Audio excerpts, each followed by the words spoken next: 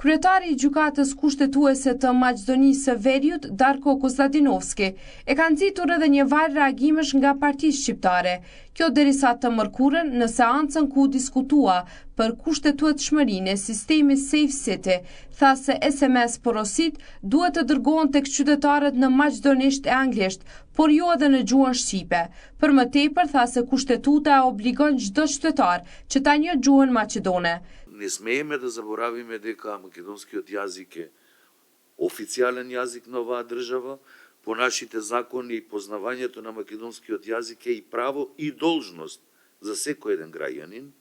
Значи не случајно е. Sekretari i përgjithshëm i Bashkimit Demokratik për Integrim, Arbër Ademi, tha për Kosova Press se ky është diskriminim i radhës që po u bë shqiptarëve në Maqedoni të Veriut. Ju siç e dini nga muaji i shkurt këtu për sigurinë e komunikacionit vetëm në disa qytete, e çuditërisht në qytetet ku shumica janë shqiptarët. Pra në Tetov, Shkupe dhe Kumanov, përgjatë korridorit 8 dhe në këto qytete aplikohet Safe City. Dhe SMS porosit të cilët ju vinë qytetarëve nuk ju vinë edhe në Shqip. Pra vinë në gjuhën maqedonase dhe vinë në gjuhën angleze. Prandaj edhe dje gjykata kushtetuese vendosi se ligji që parasheh realizimin e një projekti të tillë është në harmoni me kushtetutën, ndërsa deklaratat e kryetarit të gjykatës kushtetuese ishin krejtësisht skandaloze. Ai thot se deklaratat e kryetarit të kushtetuesës shpërfaqin tendencën shoviniste, për çka ka akuzuar edhe vlen bllokun e partive shqiptare që aktualisht janë në pushtet. Po më e keqe është se në gjithë këtë proces ata kanë mbështetjen e vlenit. Kanë mbështetjen e këtyre shqiptarëve të cilët i ngjasojnë Raman Murinës në kohën e Miloševićit në Kosovë, për arsye se para një viti kur ngritëm procedurë në kuvend për përgjegjësinë, për interpelancë, për përgjegjësinë e Darko Kostadinovskit, ishte vlen me forcat nacionaliste në kuvend që votoi që pika të hiqet nga rendi i ditës dhe sot e kësaj dite Darko Kostadinovski është i paprekshëm. Bën çfarë të don, shkel kushtetutën dhe ligjin me dy këmbë dhe askush asgjë nuk mund t'i thotë. Marrëveshja e Ohrit është kontratë nënshkruar një qerek-shekull më parë.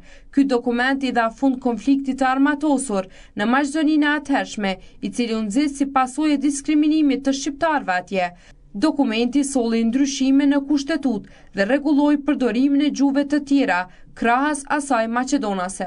Partitë shqiptare që përbëjnë koalicionin qeveritar vlen e që po akuzohen nga BDI për cenim të marrëveshjes së Ohrit, kanë 12 ulse në Parlamentin e Maqedonisë së Veriut, ndërkaq në ekzekutiv drejtojnë 6 ministri dhe kanë 2 zëvendës kryeministra.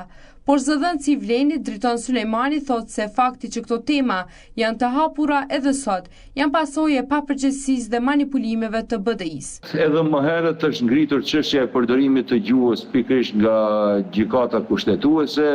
Vlen ka thënë edhe atëherë se garanton se gjuha shqipe nuk do të preket dhe prapë është i qëndrimit të njëjtë. Ajo të cilët problemet të cilët BDI i ka lënë të pazgjidhura ne në mënyrë të përditshme po mundohemi që t'i zgjidhim. Shumë shpejt do ta përmbyllim edhe një çështje që ka të bëjë pikërisht me marrëveshjen e Ohrit, e ajo është ligji për përfaqësim të drejtë dhe adekuat. BDI për 23 vite nuk ka arritur të sjellë ligj për përfaqësim të drejtë dhe adekuat dhe ne këtë po e bëjmë për më pak se 2 vite. Ligji për përdorimin e gjuhëve në Maqedoninë e Veriut i detyron institucionet shtetërore të lejojnë përdorimin zyrtar të gjuhëve që fliten nga të paktën 20% e qytetarëve.